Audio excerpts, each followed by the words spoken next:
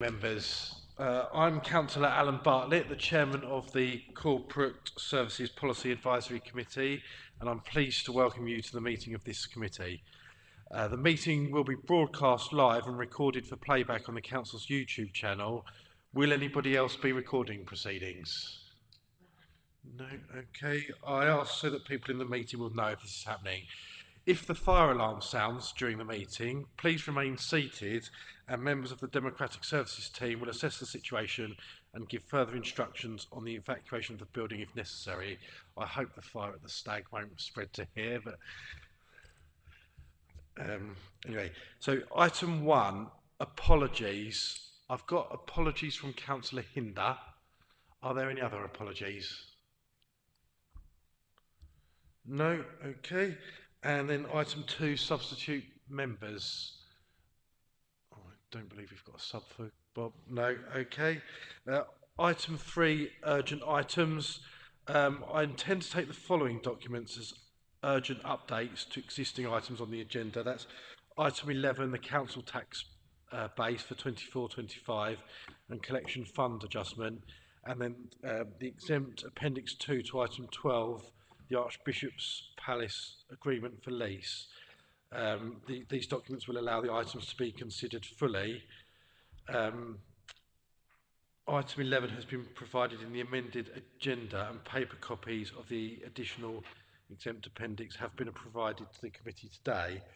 Would anybody like any extra time for those? No. And is that agreed to take those urgent items? Excellent. Great. Item 4, notification of visiting members. I can see we have Councillor Claudine Russell. Councillor Russell for item 12, thank you. Excellent. Thank you. Item 5, disclosures by members and officers. Are there any disclosures by members or officers? No. Excellent. Item 6, disclosures of lobbying. Are there any disclosures of lobbying? No. Excellent. So, item 7, to consider whether any items should be taken in private because of the possible disclosure of exempt information. I move that all items be taken in public unless any member of the committee wishes to refer specifically to the information contained within the exempt appendices to item 12, Archbishop's Palace agreement for lease, in which case the committee will need to enter into closed session due to likely disclosure of exempt information. Councillor Harper. Yeah, I think the nature of the item on number 12, I think the discussion is going to have to be in private. It's almost going to be impossible to have a public discussion based on the information we've got available tonight. Yes.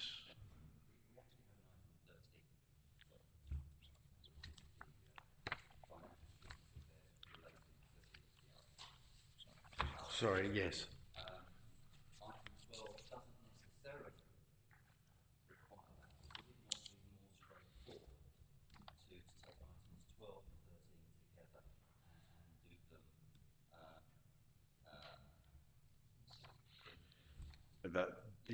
That makes.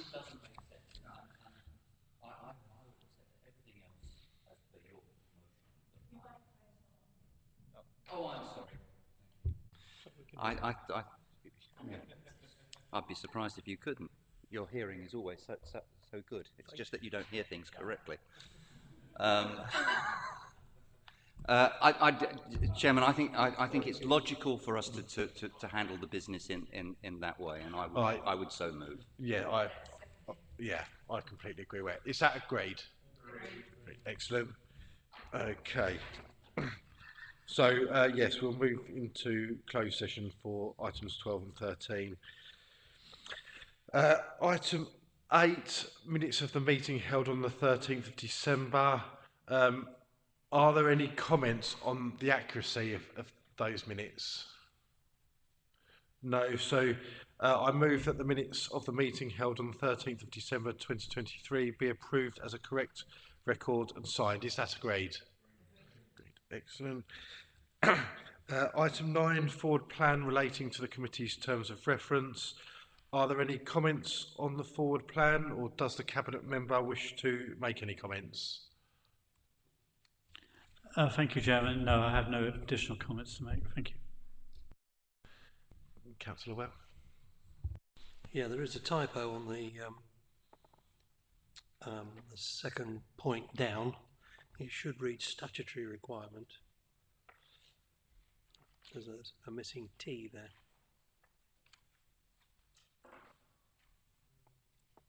That's all. Thank you. Councillor Harper. That sounds like a phaism. Faye's always picking out the typos. Chairman, it's usually me being picky. I decided to rise above it, Councillor Webb. The only thing I just wanted to check, because looking at this, is it's around the budget, because obviously we've had previously reports on fees and charges and the medium-term financial strategy, and tonight we've got a report on the capital plan. But I can't see, looking at, unless I've missed it, going forward prior to the next council meeting, whether at our February meeting we'll be receiving, if you like, an update from the cabinet on the budget, so that we have a bit more further information prior to the council meeting in February. Thank you, Mark. Yes, Councillor Harper, it's not shown in the forward plan here, but we will be adding an item to the forward plan for the 7th of February, which will pull together all the budget information prior to it going to council on the 21st. Thank you. Councillor Thompson. Mr. Chairman, I may need your advice. I noticed that the medium-term financial strategy is on page 9.8 of the forward plan, and we're also considering the capital programme in item 10. So could you please direct me to the next item if that's the right time? The question was asked at HHE recently as to whether or not there should be mention of refurbishment and upgrade of the MBC toilets, and it was suggested that ought to appear in today's meeting. I don't see it in the papers for today's meeting, so I'd like to know whether I should be asking for it to be noted in this item or in the next one. Thank you. Yeah, we can come to that when we move on to item 10, next item. So.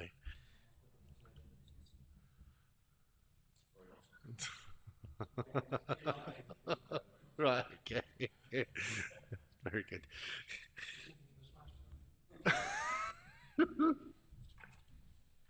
Okay, so yeah, I'd like to move that the forward plan be noted. Is that agreed?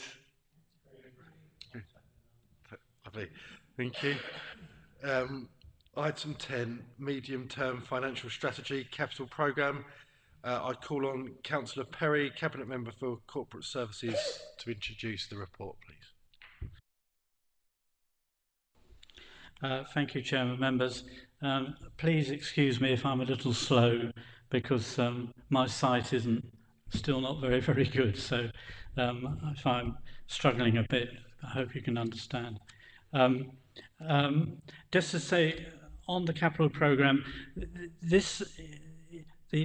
strategy is part of the total budget process. So, and in one sense, it's in two parts, because what we're looking at, first of all, is the influence on the 24-25 figures for the budget, which will be the basis for the precept. And of course, the financing costs will be part of that. So there is a link between the capital programme, the capital budget, and the revenue budget, which I think is extremely important.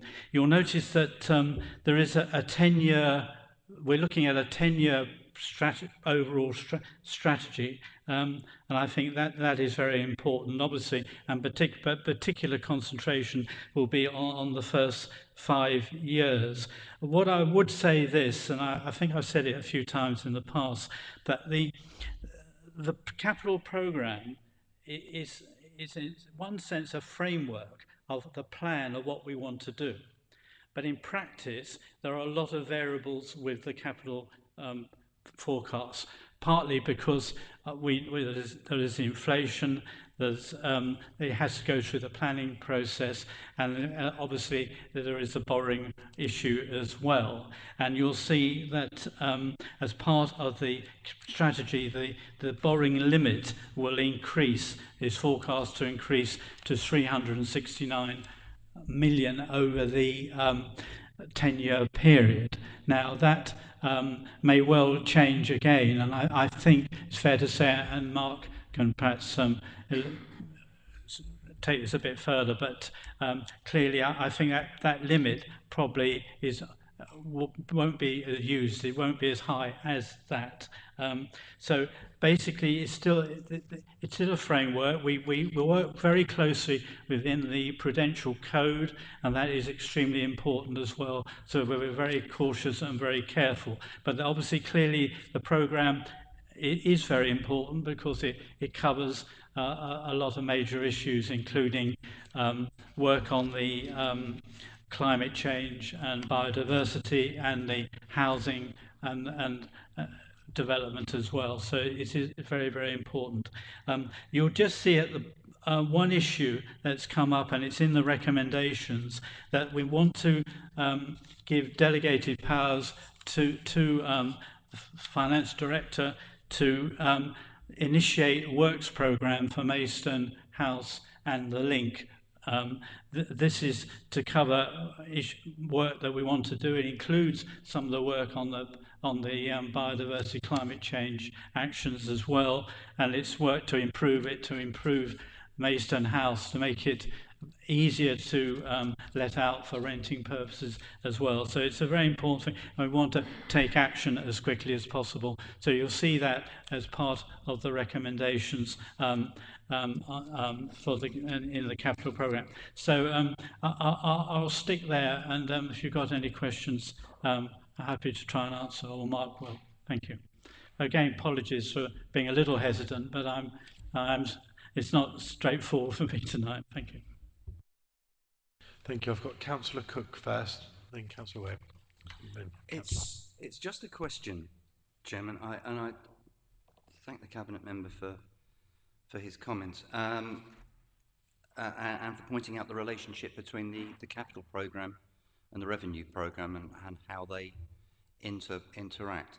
I do believe that government has provided local government with the opportunity to take some of its capital and use that to in a revenue context. I just wonder whether the opportunity to actually utilise capital in the revenue account in the way that the government is legislating for us to do that, which will actually then protect some frontline spending and services at that point. It will also give us the opportunity of maybe not going the whole hog in terms of rate increases, because that's the ratepayer in the revenue account are also intrinsically linked. I just really wondered what had been looked at, and had that been fully considered, and if not, why not? Thank you. Mark Green, would you like to answer that? I'm happy to take that question, unless Councillor Perry, you've anything to say first of all.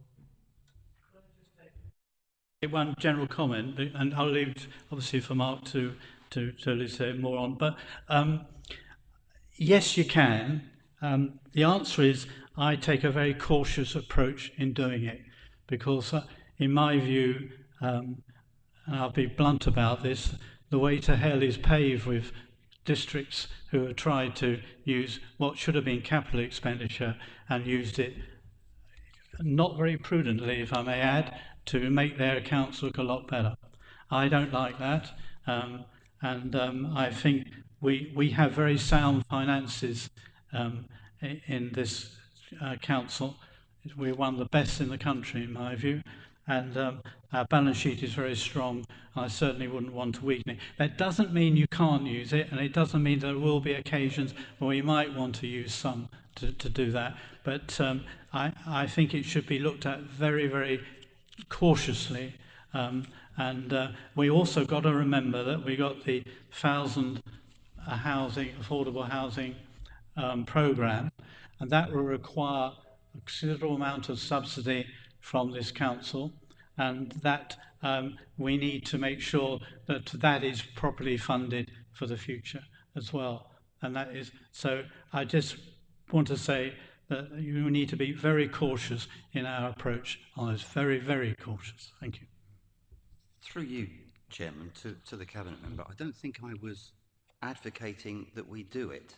I asked a question, is that had it been considered, and to what extent it had been considered, and if it hadn't been considered, why not? I was just asking really about. So maybe the officer could illuminate us, because there are opportunities there. Nobody wants to weaken the balance sheet. Nobody wants to undermine the strength of our finances. But I think that if we don't look at the opportunities to do things whereby we can provide a better service to our ratepayers and consider all of the options in a proper way, then we're doing our ratepayers a disservice. Thank you, Chairman. Okay. Sorry, we have looked at it. We looked at it last year as well, we were very cautious. We've used a little bit of it to fund the planning side, and we've also used some of it when we looked at the staff pay settlement last year. So we have used it. We will, of course, always look at it, but all I'm saying is we will always take a cautious approach. But Yes, really, I don't have an awful lot to add to what Councillor Perry has said. Using capital to fund revenue would always be a last resort. As we're in the fortunate position of being able to present members with a balanced budget, given the savings that have already been considered by the PACs and Cabinet back in September, we are not in a position of having to take that flexibility that, as you say, Councillor Cook, the government has offered to fund revenue expenditure on capital. And as Councillor Perry has said, it's not ideal because, yes, you can access the money now, but you have the burden of funding that capital expenditure into the future. So it would very much be second best, and we're in the position where we don't need to take that option.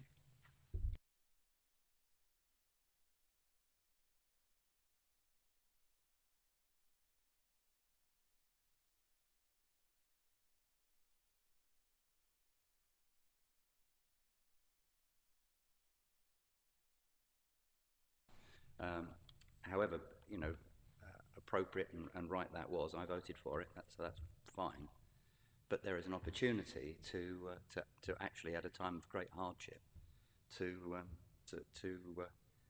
protect the ratepayers from the full extent of, and we don't seem to be doing it that way around. So I'm not just an observation, Chairman. Thank you, Councillor Cook. Councillor Webb. Just 2 points, really. First point, Councillor Perry, I think you alluded to the first 5 items on here were the ones that were most important to you, or did I misinterpret what you said?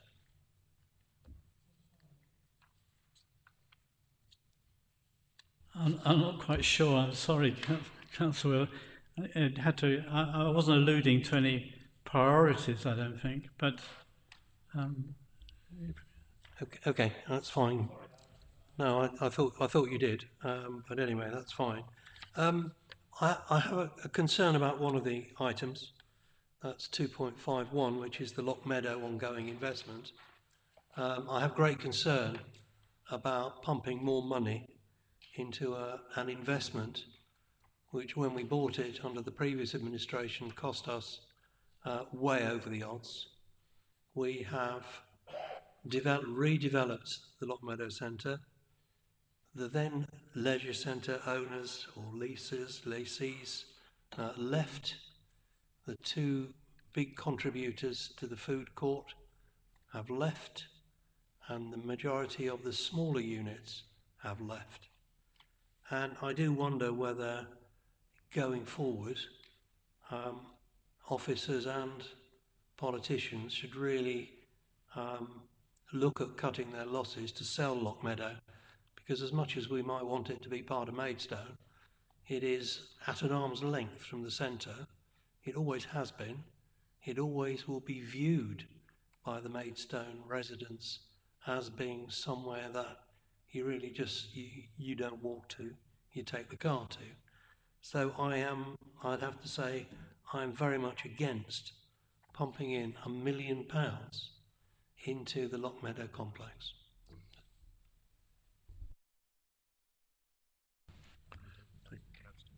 Okay, yeah. Yeah, thank you, Councillor Webb. In relation to Lockmeadow, the purpose for having that capital budget is that leases will come to an end, and that provision in the capital programme allows us to do refurbishment work as an incentive for new tenants to come in. And the kind of situation that we might have is we have a vacant unit at the moment where Feathers used to be. It may be that we need to spend a bit of money on the unit to incentivise a tenant to come in, but at the point that we would be making that decision, we would look at it as a business case. Clearly, we wouldn't be spending that money if it wasn't going to more than pay for itself in the rent that we got from a tenant. So it's prudent to put a provision in here for that type of capital investment. The million is over the period of the capital programme. It's not all at once. And going back to what Councillor Perry said in his introduction, before any of that is drawn down, we would take the proposal to members and make the business case for it. And on the more general point about the value of Lockmeadow for the council, the background to its acquisition was twofold. One was to help make Maidstone a thriving place by rejuvenating what had been a very tired entertainment complex, and also to contribute financially.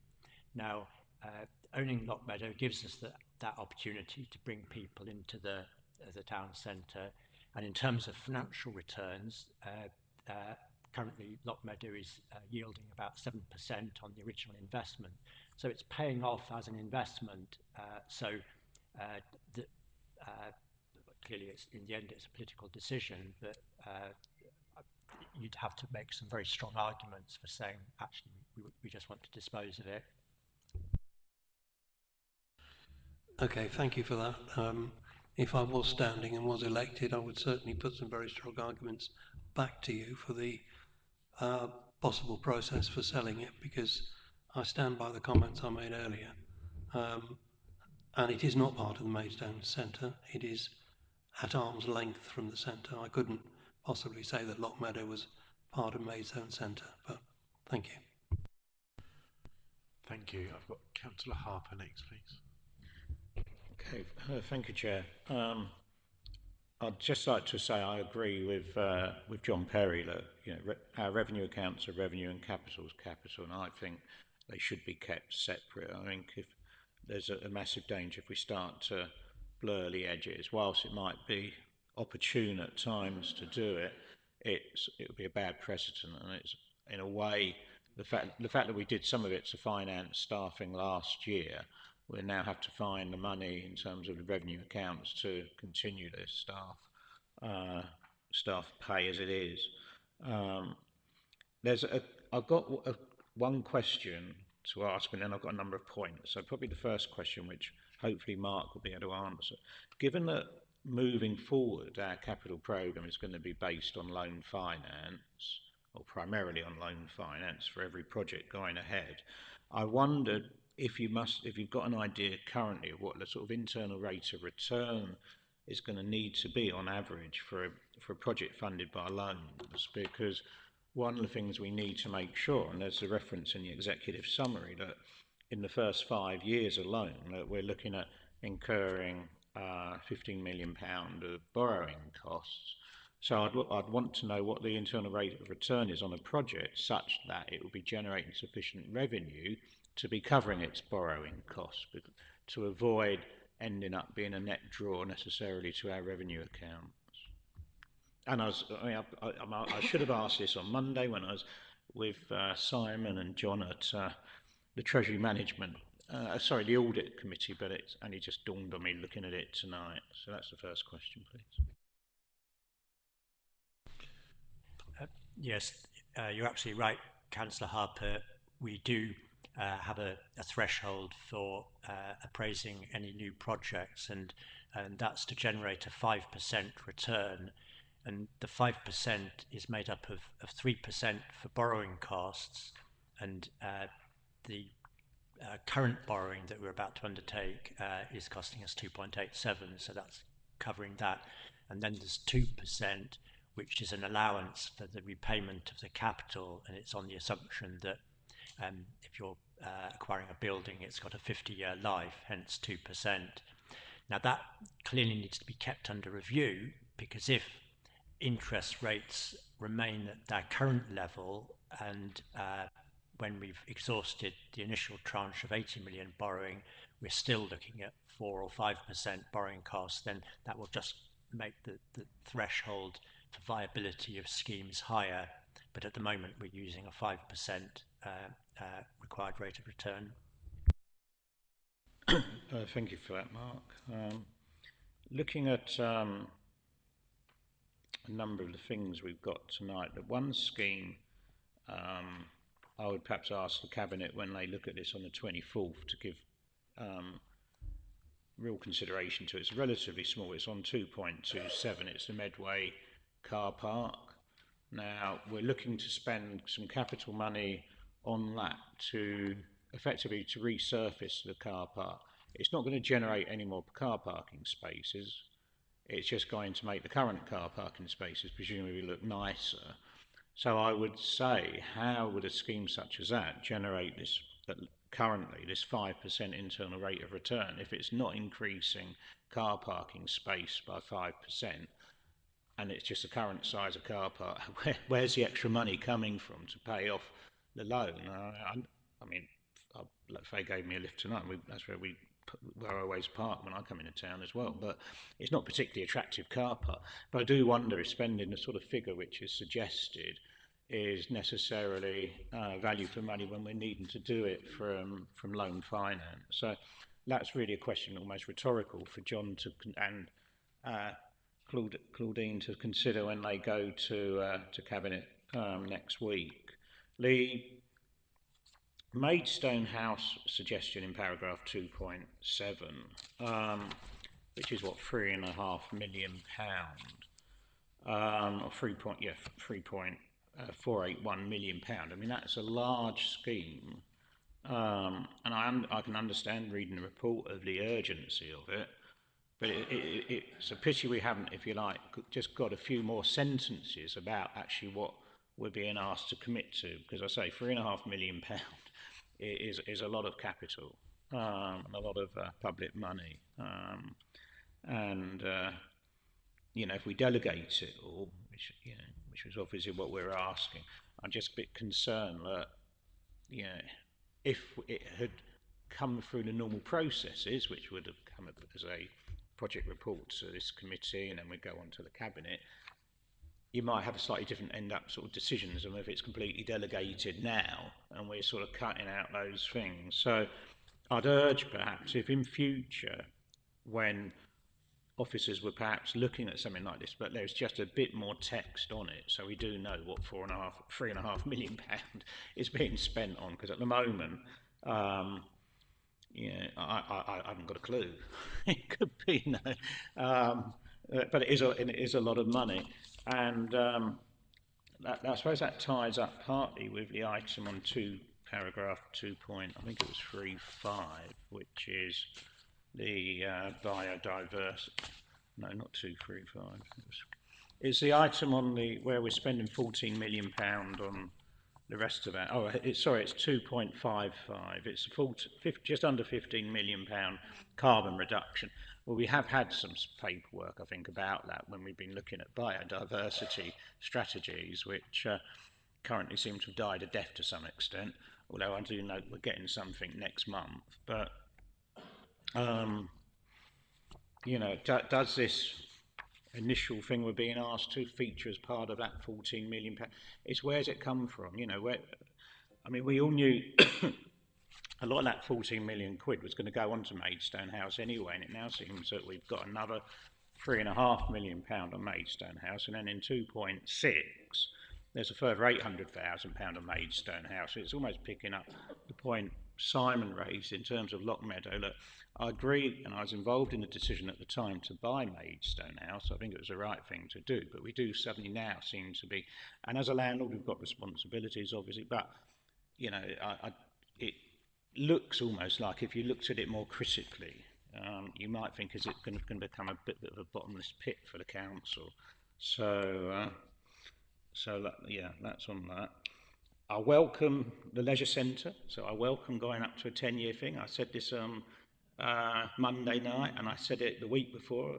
The corporate Leisure and Arts Policy Advisory Committee, you know, that's good that that's there, so we can see how that might feature. The Archbishop's Palace, though, which we've got on tonight to spend that £1.5 million of capital in the white paper recommendations, I notice doesn't appear in this capital programme as such. So whatever, you know, when we talk about, as you said, John, the borrowing limit of £369.1 million, presumably we need to add on another £1.5 million to that, because we're about to, if we agree to report later, we'll be increasing the capital programme by £1.5 million. So, yeah, so I think that's all I'd have to say at this stage. Thanks. Thank you. Would you like to come in? Thank you, Councillor Harper. Oh, sorry.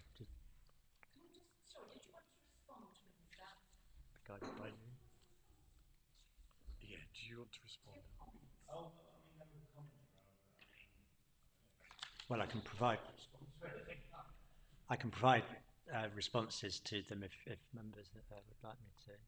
Yes, please. Yeah, I think that would be useful. Yeah. Yeah. So, first of all, on the Medway Street car park, apologies that the report probably doesn't make that clear.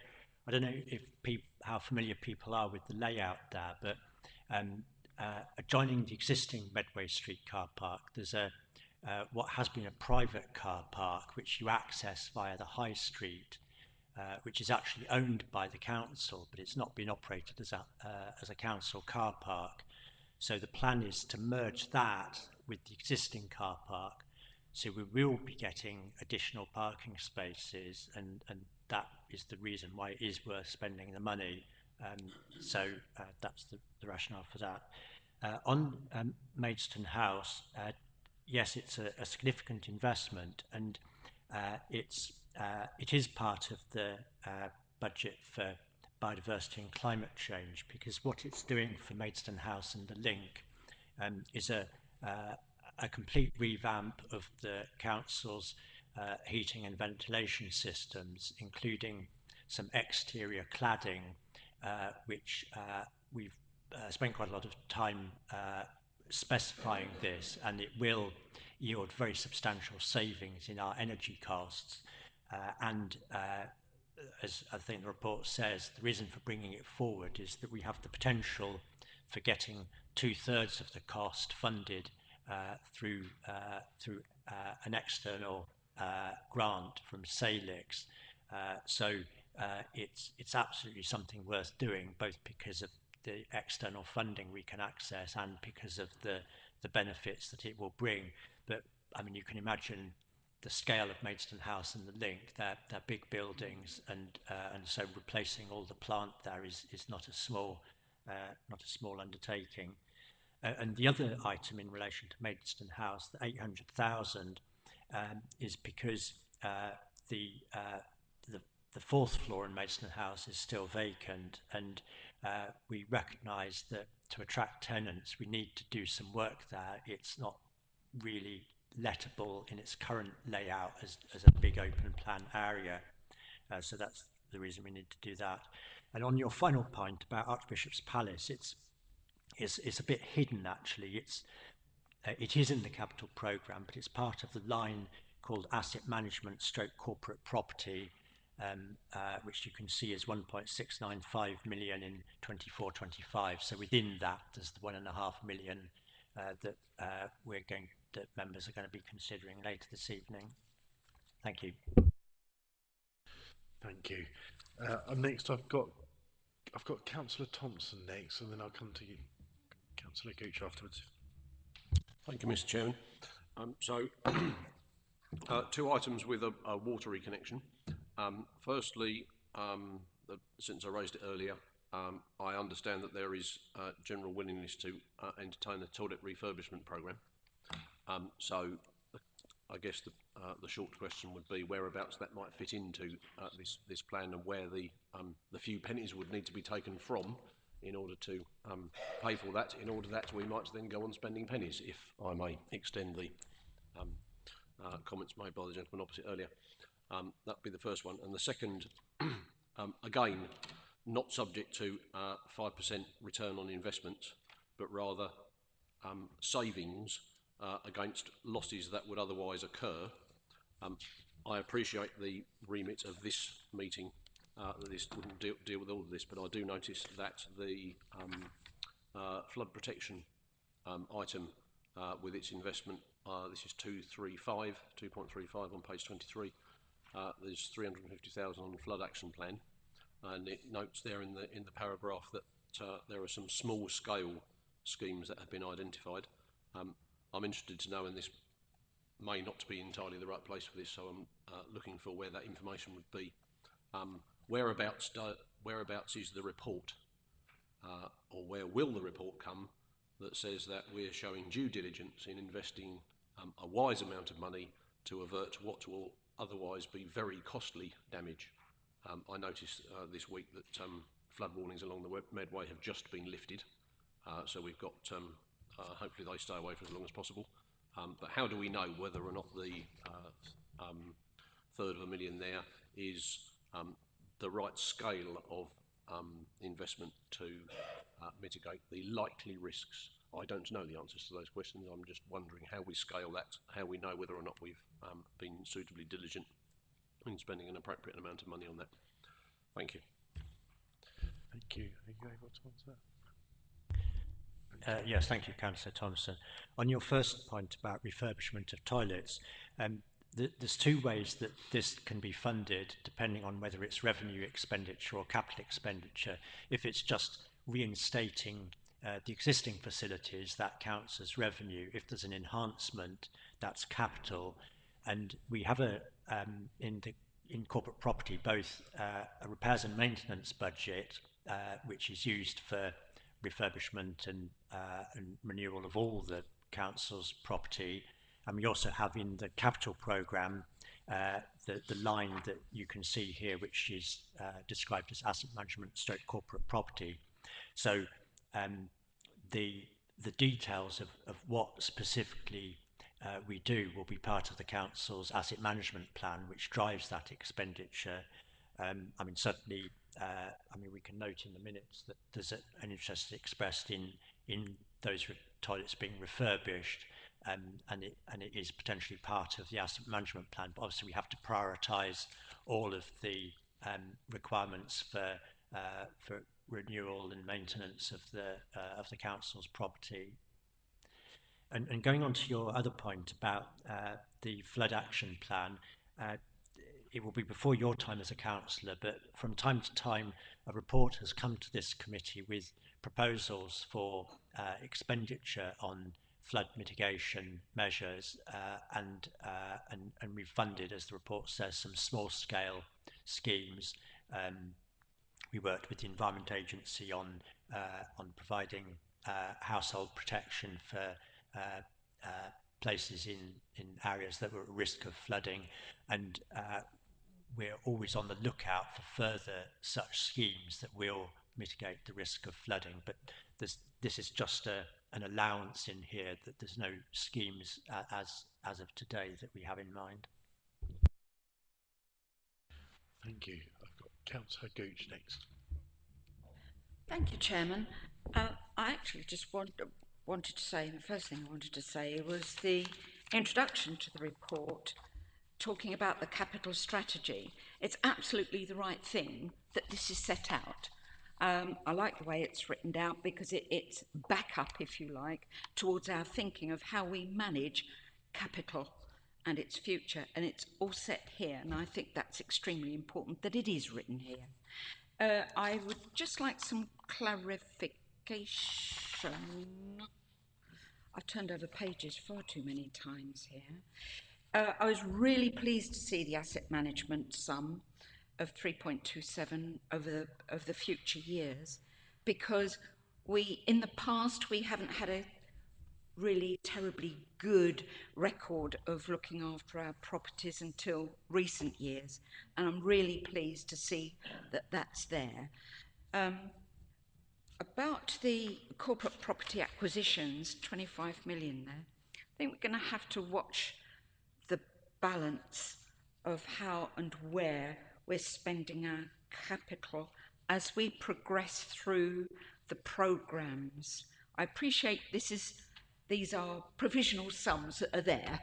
I appreciate that, but that's not an excuse just to keep a weather eye on what's going on. Maybe not every single year, but as we progress through the capital programme. Can I now put my foot in it, and as if I haven't done before, the Lock Meadow complex, do we have a life expectancy for the Lock Meadow complex in terms of strategically and in terms of actual building? Or is this not the place to ask that question? She asked mischievously.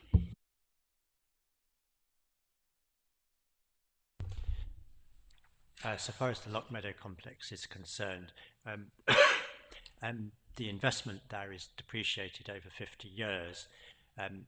We've got some long leases to tenants there that run into the 2030s, so there's clearly a sustainable income stream for quite some time to come, and as I mentioned before, to sustain that into the future, we will be almost certainly having to make investment, but it is a long-term investment of the council. That's really helpful. Thank you for that. I'd overlooked the leases, so thank you for that. I would just comment or ask, the item 256 Parkwood property investment, are those our industrial units that you're talking about? Oh, good, that's okay. The item 2.61 Leeds Langley, I didn't think there was any hope of Leeds Langley because most of the traffic is white van man, not through traffic. Can you just give me a little bit of clarification? And I apologise for not having kept up with the pie pack. I should be, but I'm not. So a little reminder about what you're talking about on 2.61 would be most helpful. Thank you.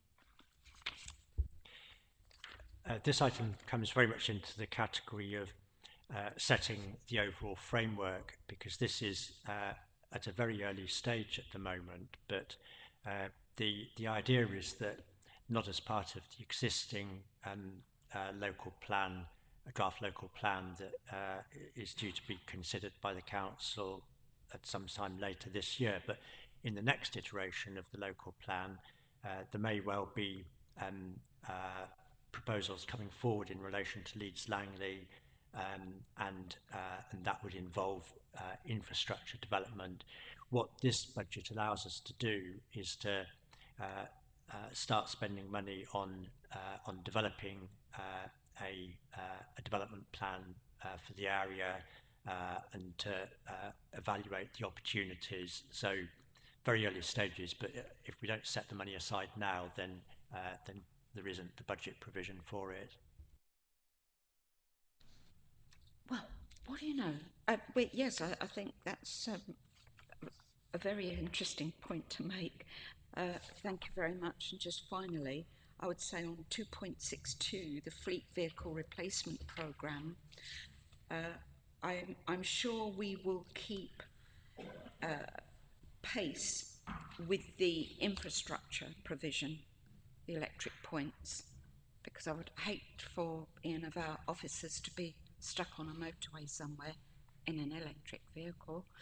Also, I know that our refuse vehicles, they need such a lot of power to get them moving, and those batteries are big, whether or not we go to hydrogen or something else. But I appreciate, again, this is just a provision, but as long as there's a watchful eye on how frequently and how soon that money is spent. But thank you very much. Thank you. Thank you. I've got Councillor Harper next, then Councillor Cook, Yeah, and Councillor this arises actually from Mark's answer to one of my questions earlier, which was the funding of the potential £1.5 million for the Archbishop's Palace. Because obviously if we're taking it out of the asset management corporate property allocation of 3.27 million, and when you read the text in paragraph 2.48, it definitely picks up on a point Faye said, and we've discussed here before, is that unless we do, as it says here, 5-year cycles of planned preventative maintenance and refurbishment periodically of buildings. So, I mean, we're sitting in one now, which is not going to be a cheap building to maintain, a Georgian building. We've got the museum, some of which are parts of a Tudor mansion. We've got the Archbishop's stables, again, which, you know, are 500 or 600 years old, let alone places like, obviously, Maidstone House and the depot and so on, and other parts of our estate. So laying themselves, I would have thought over a 10-year period, a sum of, you know, £3.25 million probably might be the type of money you would need to make sure all those assets are kept in good condition. But if we're going to sort of, in a way, potentially suck out £1.5 million of that money to provide facilities in the Archbishop's Palace outside of what we would want for cyclical maintenance of our assets, I suppose my concern would be that if we could be walking into disasters with some of the rest of our estate in the future, because we're not, you know, we're top slicing our maintenance provision by a new scheme. And if you don't maintain buildings, they cost a fortune to repair. I mean, this building over the last couple of years has had various things done to it. I mean, redecorating this chamber alone wouldn't be cheap, would it? As we've seen before, when scaffolding has to be brought in. Yet this is just a fairly small room. I mean, I say the museum is quite an expensive, you know, an expensive building, and if it's not maintained properly, could be a complete nightmare for us going ahead. So, yeah, I am concerned that, you know, trying to squeeze in £1.5 million into an existing line might sound quite neat in terms of mathematics, but the impact it could have on our wider estate over the next 10 years could be quite dire. Thank you. I've got Councillor Cook next, please. Thank you, Chairman.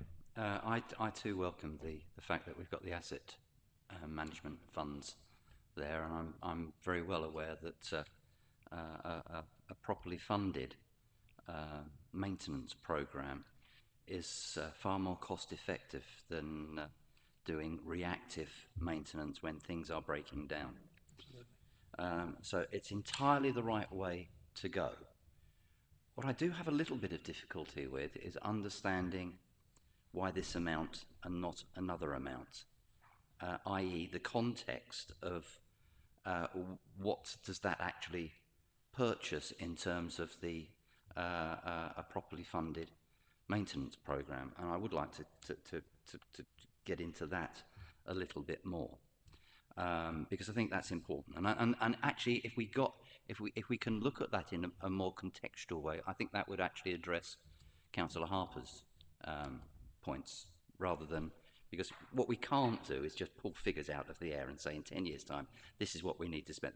We need to do it scientifically, look at what the estate is and what and doing it, you know, in a professional way.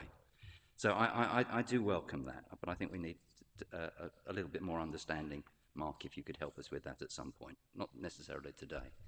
I also just wanted to draw attention to what I think is a fairly significant amount of money. I understand that the ICT programme, in terms of funding 2 million per annum to go into a pot to keep our ICT up to date, and then we've got another 300,000 just above that on the software PC digital projects. Again, contextually, how many laptops do we have to buy annually? Because 2 million seems, you know, at a time when people are finding it difficult to find the money to put food on a table, we're talking about, oh, we're going to blow another, you know, £2 million on keeping our ICT up to date. Now, I do accept that from a programme and a security point of view, we need to make sure that our ICT is of a standard that provides the security levels that we need to. We do not want to have some of the problems that other organisations have had where they've all been faced with black or blue screens and nothing else. So I accept that there needs to be a problem, but contextually, 2 million a year for us seems to be a huge amount of money, and I'd like to understand why it is that much, unless we have huge ambitions.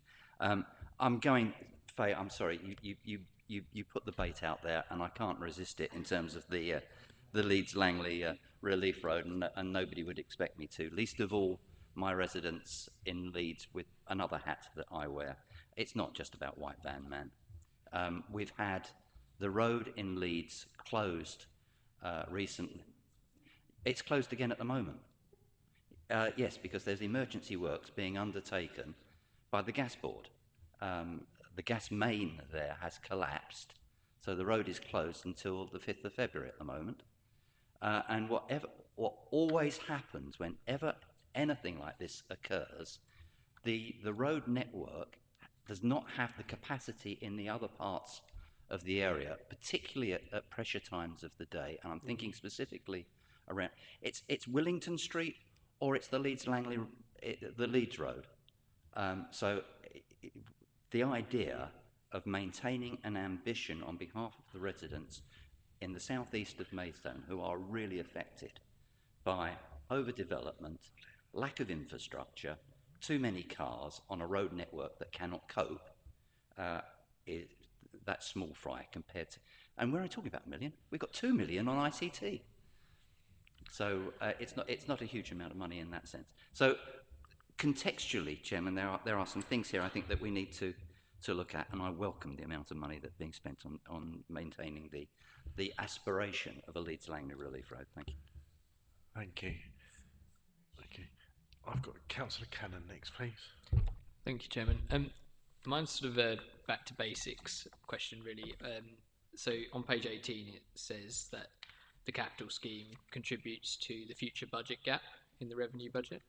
And I'm just wanting to understand, like, from a point of view of this ambitious document, what sorts of decisions is that really going to cause us to have in the revenue, on the revenue side? So, you know, are we going to be asked, because we've been very ambitious here, for higher parking charges, things like that down the line, because we have been so ambitious in the capital budget? Should we be reducing some of these numbers so that we're not put into a position where we're having to do more on the revenue side? I mean, I don't know, does that make sense? Sort of, I don't know if you could just help explain that.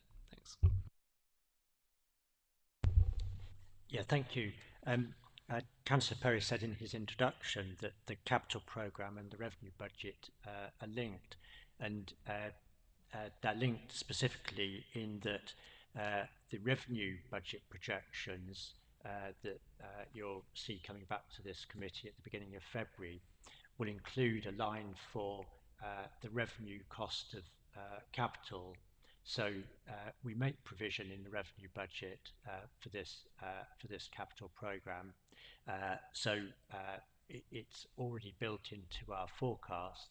Clearly, for future years, beyond next year, we don't have a balanced budget, and if we simply couldn't afford the capital programme, then that's one of the things that we'd look at in order to balance the budget. But we do take it into account, the borrowing costs in the revenue budget projections. Thank you. Are there any other?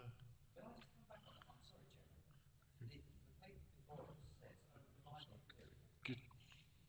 Over the 5-year period, the cost of borrowing is circa £15 million. So programmes that we're committed to, where we've borrowed the money, that cost of borrowing is not just going to go away in a 1-year period. We are then committed to that. No? Sorry, maybe I'm not doing business with the same mortgage company that you are. Can I come in on that? Because I said it right at the very beginning. You've got to look at it in two parts. The first part is setting the preset for 24-25. That is serious, and you've got to put in the figure that affects the council tax. So that's very important. But the capital budget onwards is a framework. Now, some of that, the 15 million, yes, that is the estimate, but that could change. And for instance, we need to get planning permission for a lot of the capital programme. We need to do a very rigorous investment appraisal that has to wash its face in terms of the IR target, and it has to be a positive net present value. So all these factors have to come in. So the 24-25, where we need a balanced budget, that is a statutory requirement, and we fix our council tax through that. But when we look at the capital programme further on, it is very important. Clearly, we need a plan, we need to look at it, but it can change, and it will probably change. And so you can't fix, I mean, the 15 million is a very good estimate as it stands at the moment, but it may change if some programmes drop out, others come in, and that's how you've got to look at it. But next year, very important. That's what I think I said that right at the beginning when I did my initial introduction. Thank you. Chairman, I think I understand that. What I'm saying is that once you've entered into a programme and you have borrowed the money, you are committed to the costs of that borrowing that programme entails. There may be other programmes during a period that may go on or may vary or be adapted in different ways before you actually put your pen to paper and sign your life away in terms of the borrowing that programme entails, which would build up to that 15 million over the 5-year period. But once we have committed to borrowing a certain amount of money, the revenue account in future years is committed to covering the cost of that borrowing on an annual basis going forward. That's what I meant to say. Sorry, Chairman. Thank you. I could just add to that the commitment is limited in the way that Councillor Perry has said. The only borrowing to which the council is committed currently is 80 million, which we're very likely to need to spend, although most of it's not contractually committed. But we're actually in the fortunate position, because that borrowing is at a rate of 2.87%. Actually, if it's sitting in our bank account, we can earn a lot more than that. So, although that wasn't the intention, the borrowing will benefit us if we don't spend it on capital investment.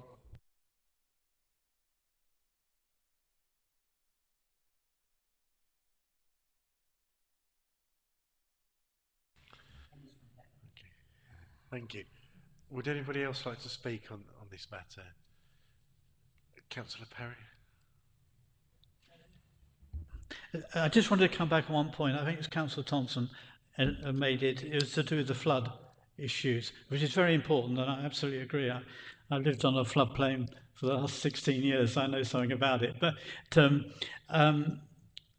what I really want to say is that there are some flood prevention that we can do as a council, but the really big stuff, and probably the stuff that's been looked at now, requires partnership with KCC, with the Environment Agency in particular, the Upper Medway Internal Drainage Board. These are, so we have to work together. But there's a wetlands project in my own ward actually, and that has required partnership between the Environment Agency, KCC, and UMID as well. So I think we need to recognise that when dealing with flood prevention, that many cases, in fact most cases, I think it does require a partnership approach. We can't just do it all on our own. Some small areas we can, but most we can't. But it is a very important point. Thank you.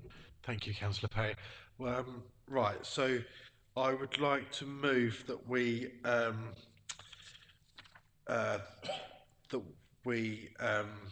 go with the recommended option as per the papers, which is that we agree the capital strategy principles on option 3.1 and recommend the proposed capital programme option 3.2 to the Cabinet. Is that seconded? Councillor Webb? Is that agreed, members? Agreed. Excellent. Thank you. Sorry. Oh, sorry. I was looking. Right. Okay. And sorry, I've missed one off. We also need to agree to give delegated authority to the Director of Finances, Resources and Business Improvement in consultation with the leader to review and give approval to the business case and related budget approval for the biodiversity and climate change project related to the Maidstone House and Link as set out in paragraph 2.7.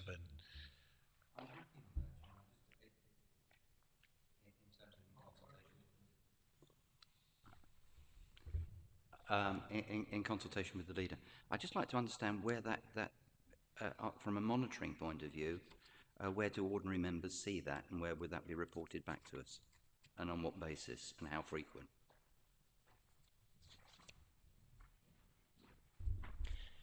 It would form part of the quarterly monitoring that you see. So you'll see an item come in for the capital project, and it'll be monitored quarterly in that way. As per those items, in terms of under delegated authority. If it's agreed by, well, first of all by Cabinet, and then if following consultation with the leader we go ahead with it, you'll see it coming through like that. Okay. Councillor Webb, do you want me to? Sorry, Councillor, could you turn your mic off? I don't have an issue with the proposal. What I do have an issue with is the biodiversity policy, because when it came here about a year ago, it raised significant concerns about the way in which that policy had been written and the outcomes and the context of those outcomes. I've never received any comeback from the officer. Well, I haven't. Yes. Sorry, Chairman, but we did receive an emailed update, did we not? Well, I'd like to have a copy of that email then, please. So, thank you. Yeah, I can send you a copy of that email. So, yeah, sorry, is that agreed, the members? Yeah, excellent. Okay, so I was looking at the page. So now we move on to... Sorry, Chair, may I have my disagreement minuted, please? Oh, yes. Thank you. Just to point 5, nothing else. Just point 5. Do we need to have a vote on it then? Preferably, yes. Right, so yeah, so we need to have a vote. So all those in favour of the point 5, please raise your hand.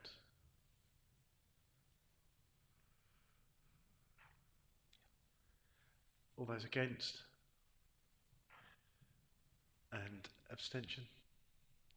Excellent, thank you. So the motion's passed.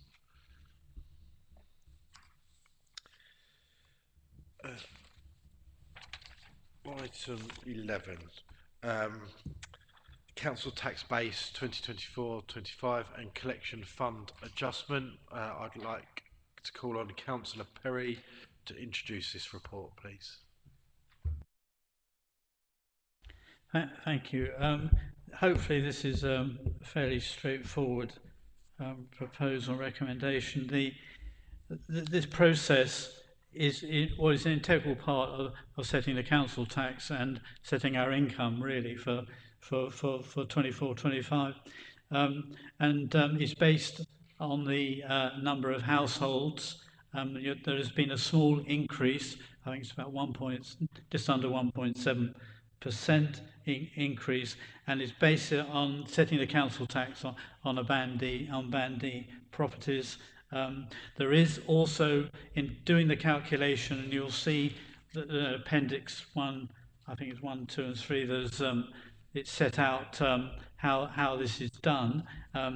There is an element of adjustment for the surplus or deficit that you have to put in to your council, to your estimate, and if there is a surplus, then it has to be given back. If it's the other way around, then it's built into the next year's calculation.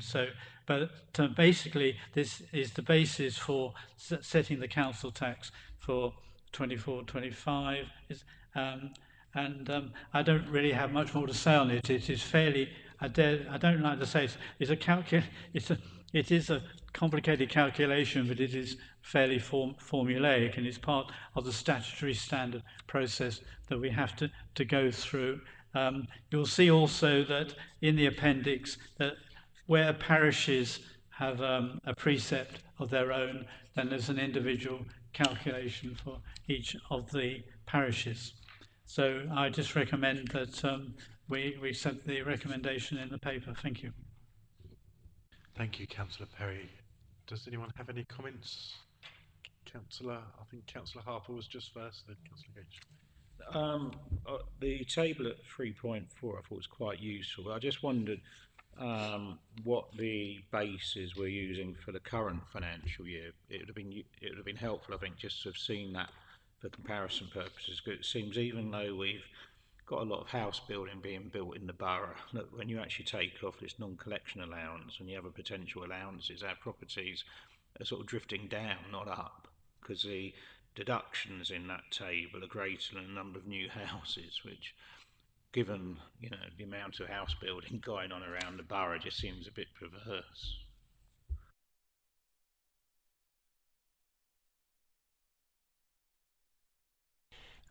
Yes, you're correct, Councillor Harper. The growth this year, or the growth we're projecting for this coming year, is lower than it's been for the past couple of years. The rate of growth is slowing, but obviously, as you can see from this, we have to build in an allowance for non-collection, and that allowance is consistent with that we had for 23-24, and it's more or less borne out by experience with collections. Thank you. Councillor Gooch. Thank you, Chairman. I was just going to say thank you very much for the well set out report, as per usual. It is what it is, and I so move as per the recommendation. Oh, the preferred option, I should have said, sorry. Yeah. Okay, thank you. Is there a seconder for that then? Yeah, Councillor Conyard. Is that agreed, members? Agreed. Excellent, thank you. Then we move on to item 12, or item 12 and 13, which we're going to take together, as discussed earlier. This is the Archbishop's Palace agreement for lease. I'm going to call on Councillor Perry to introduce the report, please. Chairman, on a point of order, I think you need to exclude and turn off the webcast and what have you.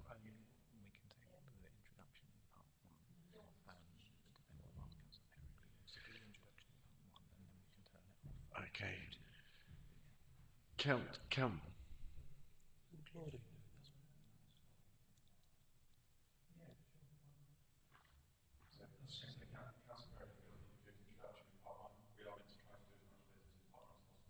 Yeah.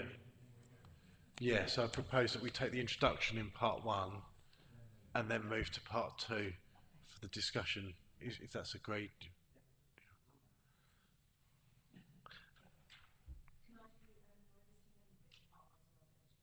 Yeah, sure, yeah.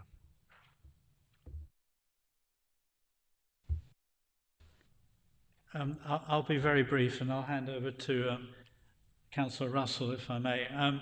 Just to say that this is a long saga, as we all know. We had a previous preferred bidder, if you want, but they fell away. We've been out to tender again. We've had ended up with effectively 3 people who seem to pass tick all the boxes. 1 fell away again, so it was down to 2.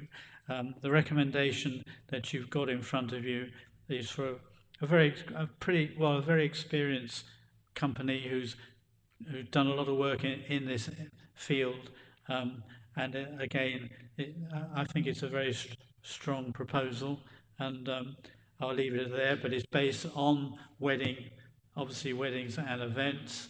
I think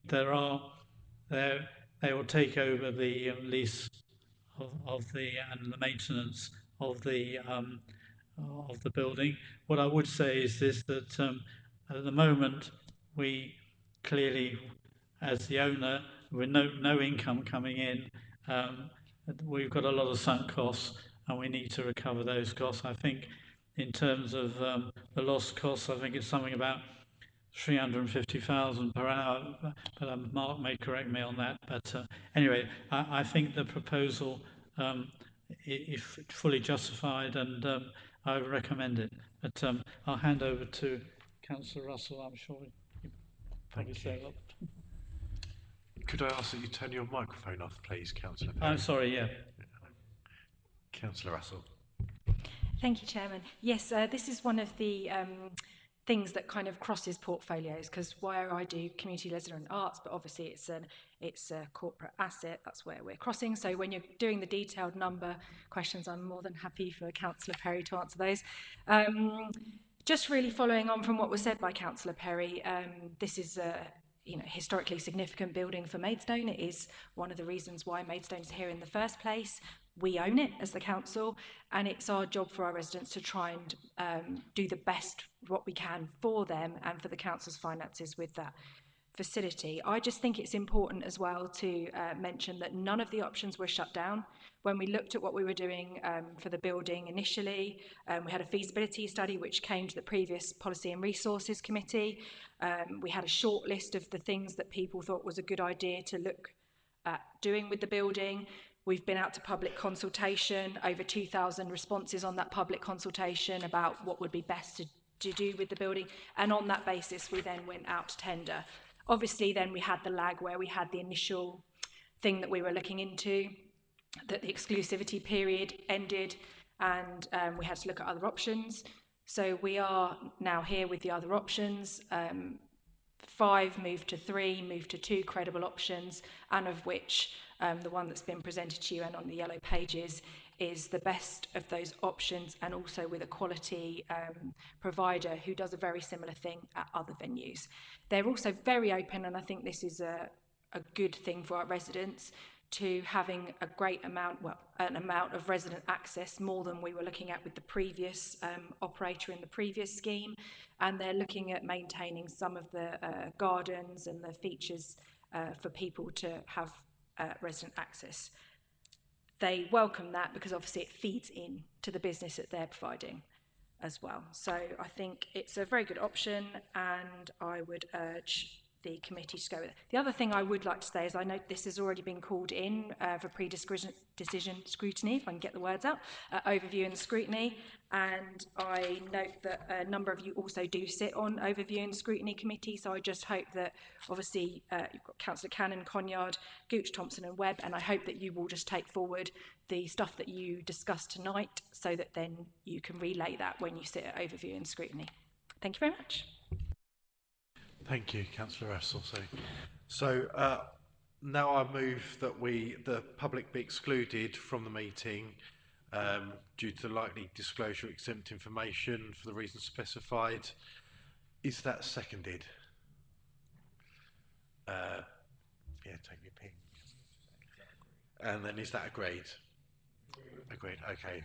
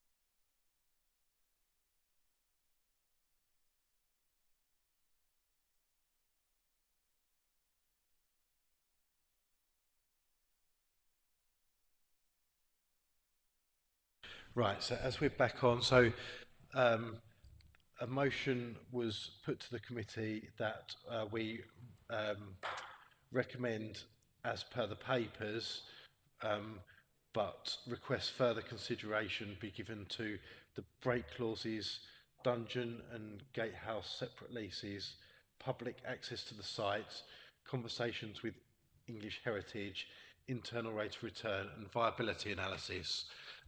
It went to the vote and the motion was carried as per the recommendations.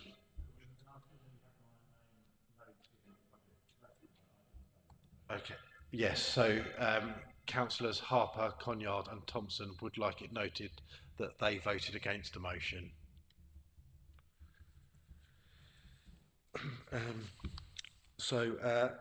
Yes, and that concludes the business of the meeting. So I now declare that this meeting is closed. Thank you, members and officers, for your time.